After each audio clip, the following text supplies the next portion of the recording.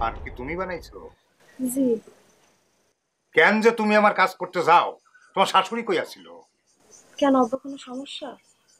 পানে তো জর্দা দাও না। জর্দা ছাড়া আমি পান খাইতে পারি না, এটা তোমার শাশুড়ির কাছ থেকে জানা নিবে না? কি আব্বা, মানে এই বয়সে জর্দা খাওয়া ঠিক হবে কিনা এই জন্যে। এই তো, এই তো সুযোগ পাই তুমি এই জমির দালাল রে জ্ঞান দিতে শুরু করছো। তোমার আর কিছু করতে হইব না, যাও যাও, তুমি তোমার মতো থাকো, যাও। মাজেদা কই? মাজেদা, মাজেদা।